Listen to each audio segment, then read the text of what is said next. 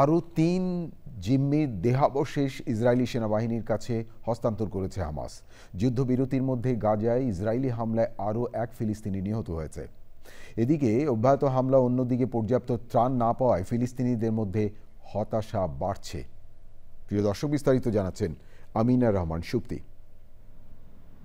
Hamas এক বিবৃতিতে বলেছে, রোববার দক্ষিণ গাজার একটি সুড়ঙ্গে ৩ জিম্মির দেহাবশেষ পাওয়া গেছে। তাদের মরদেহ ইসরায়েলের কাছে হস্তান্তর করা হয়েছে। এ নিয়ে মোট ১৭ জিম্মির মরদেহ হস্তান্তর করেছে হামাস।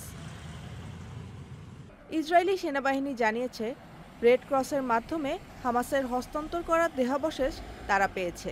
তেল আবিবের ফরেনসিক ইনস্টিটিউটে মরদেহের পরিচয় শনাক্ত করা হয়েছে। তাদের একজন ইসরায়েলি বংশোদ্ভূত মার্কিন নাগরিক। একজন ইসরায়েলি জিম্মির দেহাবশেষ ফেরত দেওয়ার বিনিময়ে ১৫ ফিলিস্তিনির দেহাবশেষ ফেরত দিচ্ছে ইসরায়েল।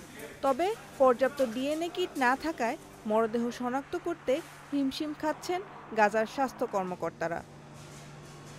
গাজা শহরের একজন বাস্তুচ্যুত জানিয়েছেন, ত্রাণপণ্যের তালিকায় মৌলিক চাহিদা পূরণের সামগ্রী নেই।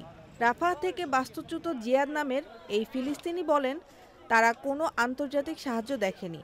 ত্রাণের গাড়িগুলো কোথায় যায় সেই প্রশ্ন তার। যুক্তরাষ্ট্রের মধ্যস্থতায় গাজায় যুদ্ধবিরতি চললেও হামলা অব্যাহত রয়েছে। যুদ্ধবিরতির মধ্যে হামলায় এ পর্যন্ত নিহত হয়েছে ২৩৬ ফিলিস্তিনি। গাজার মতো লেবাননেও যুদ্ধবিরতি চুক্তি লঙ্ঘন করে প্রায়ই হামলা চালাচ্ছে ইসরায়েল।